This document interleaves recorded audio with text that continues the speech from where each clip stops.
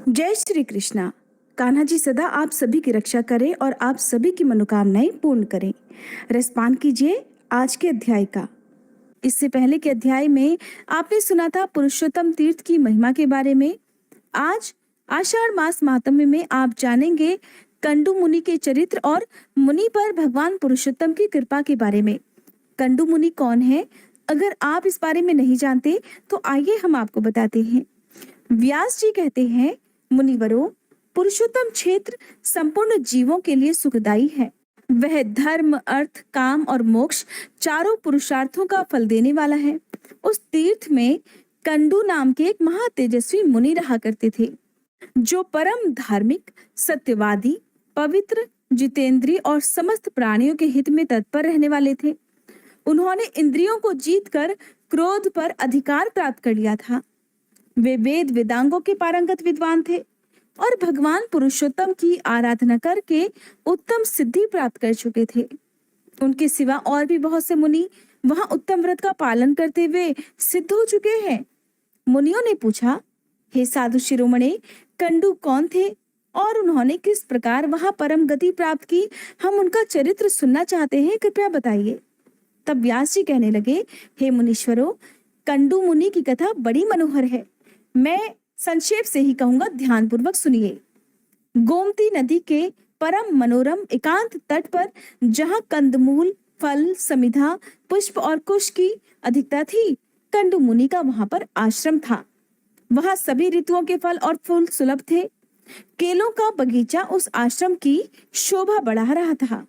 वहां कंडू मुनि ने व्रत, उपवास, नियम, स्नान, मौन और संयम आदि के द्वारा बड़ी भारी और अद्भुत तपस्या की। वे ग्रीष्म ऋतु में पंचाग्नि का ताप सहते, वर्षा ऋतु में खुली वेदी पर सोते और हेमंत ऋतु में भीगे वस्त्र धारण करके कठोर तपस्या किया करते थे। मुनि की तपस्या का बढ़ता हुआ प्रभाव देख देवता, गंधर्व, सिद्ध और विद्याधरों को बड़ा विस्मय हुआ।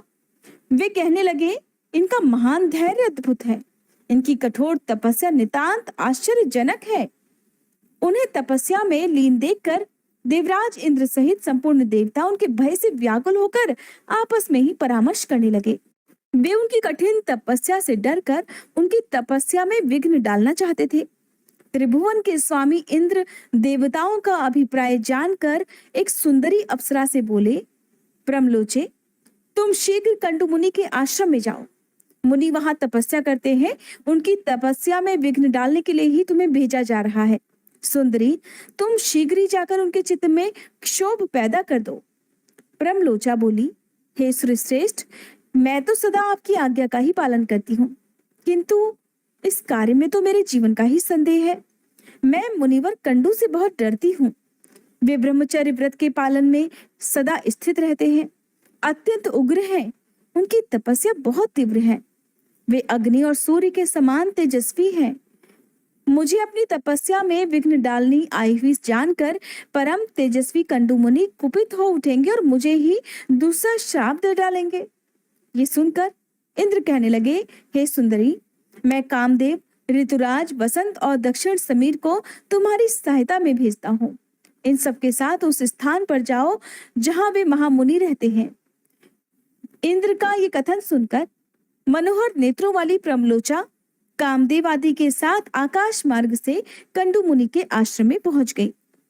वहां पहुंचकर उसने एक बहुत सुंदर वन देखा। तीव्र तपस्या में लगे हुए पाप रहित मुनिवर कंडू भी आश्रम में ही दिखाई दिए। प्रमलोचा और कामदेव आदि ने देखा, वह वन नंदन वन के समान रमणीय था। सभी ऋतुओं में विकसित होने वाले सुंदर पुष्प उसकी शोभा बढ़ा रहे थे। नाना प्रकार के पक्षी वृक्षों पर बैठकर अपने श्रवण सुखद कलरवों से उस वन को मुखरित कर रहे थे। अप्सरा ने पहले संपूर्ण वन का निरीक्षण किया। उस परम अद्भुत मनोहर वन की शोभा देख उसके नेत्र आश्चर्यचकित हो उठे।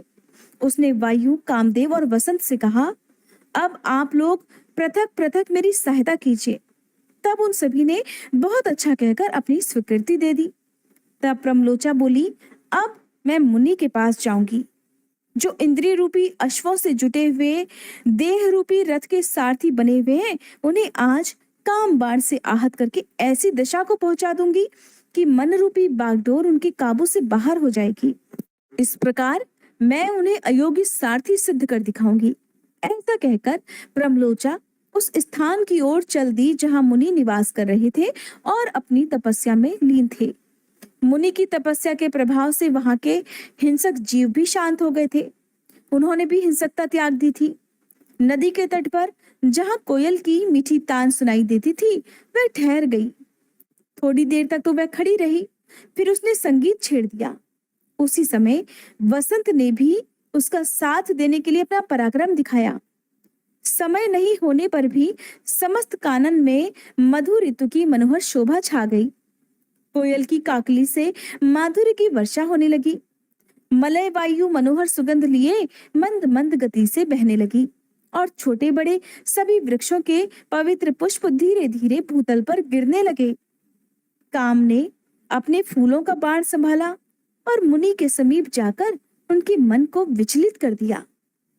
संगीत की मधुर ध्वनि सुनकर मुनि के मन में बड़ा आश्चर्य हुआ।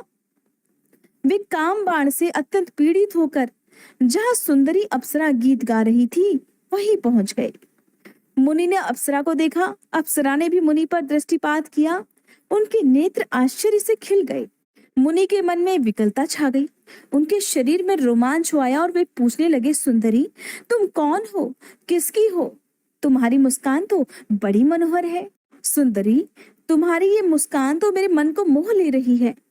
सुमध्य में अपना सच्चा परिचय तो दो। मुनि की बात सुनकर प्रमलोचा बोली, मुने, मैं आपकी सेविका हूँ और फूल लेने के लिए यहाँ आई हूँ। शीघ्र आज्ञा दीजिए, मैं आपकी क्या सेवा करूं? अप्सरा की ये बात सुनकर मुनि का धैर्य छूट गया। उन्होंने मोहित होकर उसका हाथ पकड़ लिया और उसे साथ लेकर अपने आश्रम में प्रवेश कर गए। ये देखकर कामदेव, वायु और वसंत कृत कृत होकर जैसे आए थे, उसी प्रकार स्वर्ग को लौट गए। वहां पहुंचकर उन्होंने इंद्र से प्रमलोचा और मुनि की सारी चेष्टा कह सुनाई। सुनकर इंद्र और संपूर्ण देवताओं का चित्त प्रसन्न हो गया। कंडू मुनि ने आश्रम में अप्सरा के साथ प्रवेश करते ही अपना रूप कामदेव के समान मनोहर और तरुण बना लिया। दिव्य वस्त्र और आभूषण धारण कर लिए। देखने में उनकी अवस्था 16 वर्षों की जान पड़ती थी। मुनि की वह शक्ति देखकर प्रमलोचा को बड़ा आश्चर्य हुआ। अहो, इनकी तपः शक्ति अद्भुत है। ऐसा कहकर वह बहुत प्रसन्न हुई। कंडू मुनि स्नान, संध्या, जप, होम, स्वाध्याय, देव पूजन, व्रत, उपवास, नियम और ध्यान सब छोड़कर रात दिन उसी के साथ विहार करने लगे।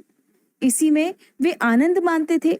उनका हृदय कामदेव के वशीभूत हो गया था, अतः वे अपनी तपस्या की हानि नहीं समझ पाते थे। इस प्रकार कंडू मुनि उसके साथ सांसारिक विषय भोग में आसक्त होकर कुछ अधिक वर्षों तक मंद्राचल की गुफा में पड़े रहे। एक दिन प्रमलोचा ने महाभाग कंडू मुनि से कहा, हे ब्राह्मण, अब मैं स्वर्गलोक को जाना चाहती हूँ। आप प्रसन्न होकर मुझे जाने की आज्ञा दीजिए। मुनि का मन तो उसी में आसक्त हो रहा था। उसके इस प्रकार पूछने पर वे बोले, कल्याणी, कुछ दिन और ठहरो। तब उसने पुनः 100 वर्षों से कुछ अधिक काल तक उन कंड मुनि के साथ विषय भोगा। फिर उसने पुनः जाने की आज्ञा मांगी, किंतु मुनि ने स्वीकार नहीं किया। अतः उसे लगभग 200 वर्षों तक और ठहरना पड़ा। वह जब जब उनसे देवलोक में जाने की आज्ञा मांगती, तब तब वे उसे यही उत्तर देते, कुछ दिन और ठहरो। प्रमलोचा एक तो मुनि के श्राप से डरती थी, दूसरे उसमें दक्षिणा नायिका की स्वाभाविक उदारता भी थी, और तीसरे वह प्रणय भंग की पीड़ा को जानती थी, इसलिए मुनि को छोड़ नहीं सकी। उधर मुनि का उसके प्रति नित्य नूतन प्रेम बढ़ता गया। एक दिन कंडू मुनि बड़ी उतावली के साथ आश्रम से बाहर जाने लगे तो अप्सरा ने पूछा, कहाँ चल दिए? मुनि ने उत्तर दिया, शुभे, दिन बीत चला है, संध्योपासन कर लूं, नहीं तो कर्म का लोप हो जाएगा। प्रमलोचा को बड़ी प्रसन्नता हुई। उसने हंसकर पूछा, सभी धर्मों के ज्ञाता महात्मा जी, क्या आज ही आपका दिन बीता है? आपकी ये बात सुनकर किसको आश्चर्य नहीं होगा? प्रमलोचा की बात सुनकर मुनि बोले, कल्याणी, अभी प्रातःकाल ही तो तुम इस नदी के सुंदर तट पर आई हो। उसी समय तो मैंने तुम्हें देखा, तुम्हारा परिचय पूछा और फिर तभी तो तुम मेरे साथ आश्रम में आई हो। अब वह दिन बीता है और ये संध्या का समय उपस्थित हुआ है, फिर ये परिहास किस लिए? सच्ची बात बताओ। मुनि समझ रहे थे कि उन्होंने उस अप्सरा के साथ केवल दिन ही बिताया है, जबकि उन्हें तो कई वर्ष बीत चुके थे। ब्रह्मलोचा ने कहा, ब्राह्मण, ये ठीक है कि मैं प्रातः काल में ही आई थी, इसमें तनिक भी संदेह नहीं है, किंतु आज नहीं, बल्कि आज से सैकड़ों वर्ष पहले। अब तो इस बात को सैकड़ों वर्ष बीत गए हैं।